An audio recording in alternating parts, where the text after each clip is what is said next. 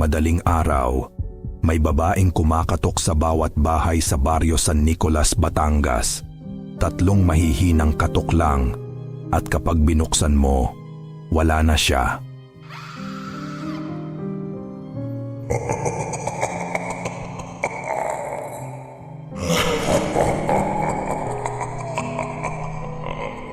Ngunit isang gabi, may manggagamot na naglakas loob na alamin kung sino o ano ang kumakatok.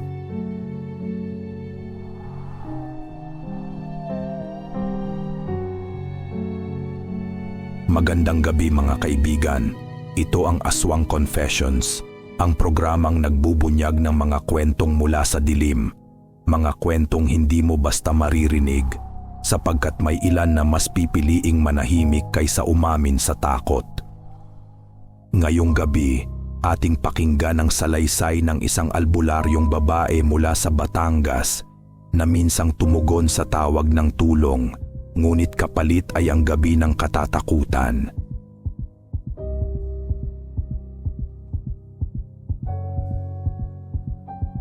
Ito ang kwento ng babaeng kumakatok.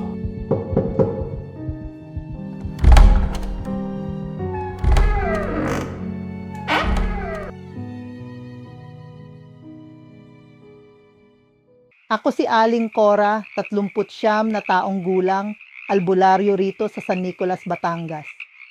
3 henerasyon na ang aming pamilya sa panggagamot.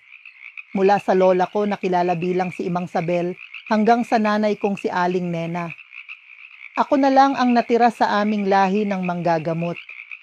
Sanay na ako sa mga pasyenteng nilalagnat, sinasapian o nabubulungan ng mga kaluluwang ligaw. Pero ang gabi na iyon, ibang-iba.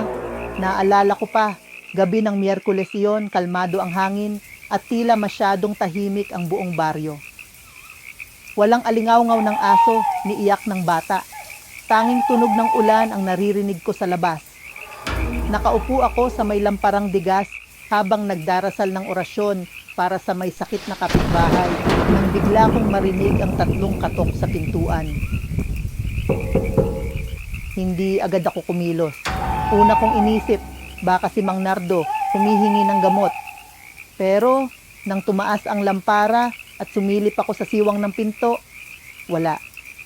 Pagbukas ko, malamig ang hangin na sumalubong sa akin at sa lupa may mga bakas ng paa, basang-basa, tila galing sa ulan. Pero kakaiba kasi walang direksyon. Parang lumitaw na lang doon tapos biglang nawala. Tinawag ko ang anak ko si Mario pero mahimbing ang tulog.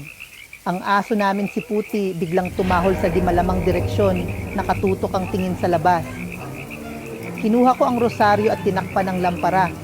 Ngunit sa pagitan ng dilim, may nakita akong anino, isang babaeng nakaputi, nakatayo sa tapat ng punong mangga. Hindi gumagalaw, hindi kumikilos, nakayuko lang pero ramdam ko ang tingin niya sa akin. Ang buhok niya, mahaba't basa, nakatabon sa mukha. Nang igalaw niya ang ulo ng marahan, doon ako unang kinilabutan. Hindi siya tao. Alam kong hindi.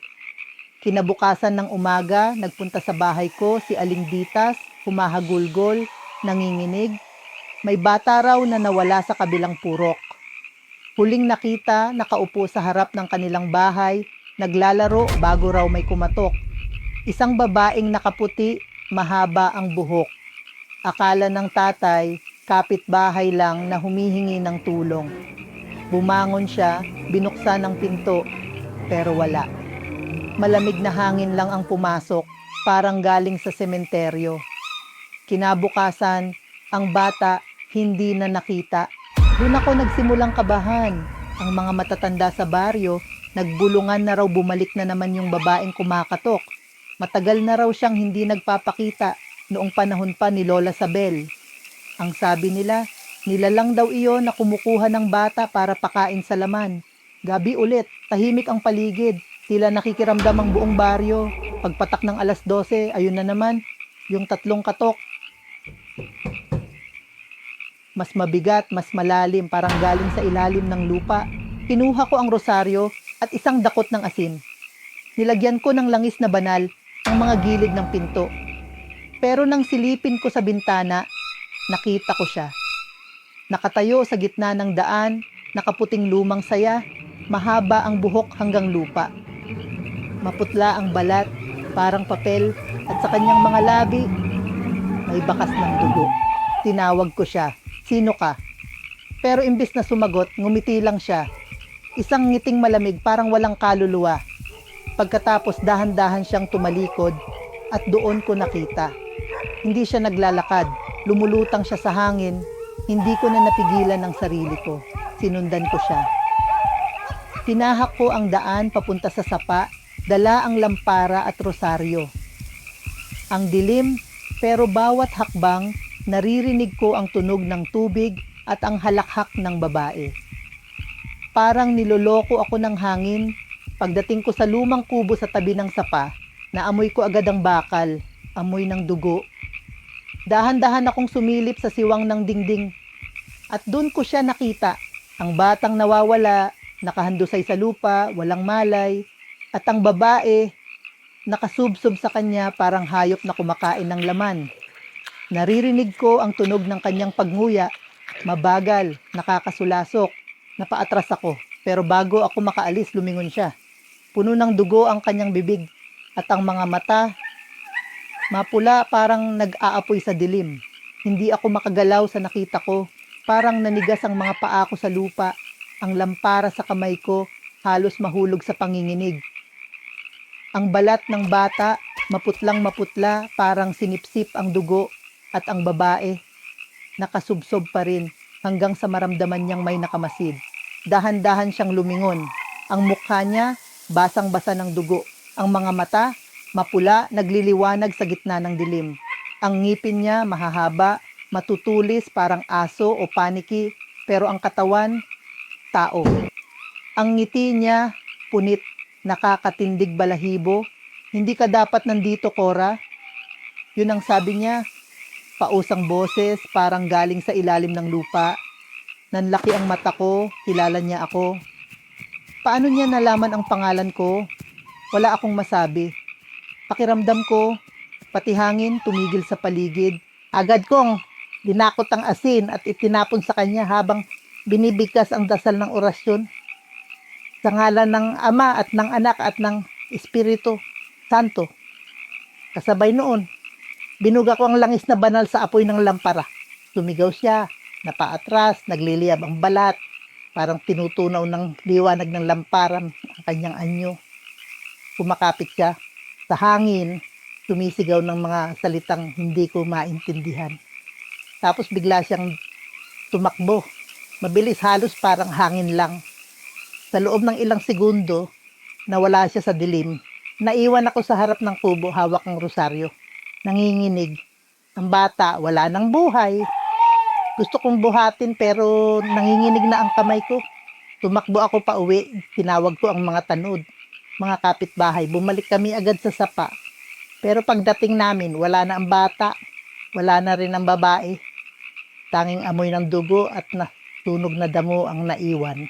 Mula noon, wala nang kumatok ulit sa aming baryo. Pero gabi-gabi, tuwing 12:00, may naririnig pa rin ako may hinang yapak sa labas ng bahay. Minsan, 3 beses pa rin ang katok. Tuk, tuk, tuk, tuk, tuk. At sa salamin ng bintana, minsan parang may nakaputing nakatayo. Maraming tao na ang lumipas. Pero tuwing hating gabi, kahit walang hangin, naririnig ko pa rin ang 3 katok. Tok, tok, tok, tok. At minsan sa panaginip ko, nakikita ko ang babaeng iyon, nakangiti, hawak ang kamay ng batang nawawala. Marami ang nagsasabi, baka kaluluwa lang iyon, pero sa aking puso alam kong hindi.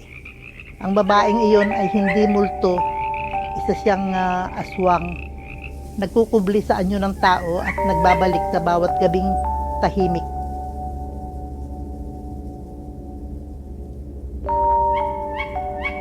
Kung nagustuhan ninyo ang kwentong ito, huwag kalimutang mag-like, mag-share, at mag-subscribe sa Aswang Confessions. At i-click na rin ang notification bell para hindi ninyo ma-miss ang mga kwentong nagmumula sa dilim. Hanggang sa susunod na gabi ng kababalaghan, ingat sa mga katok.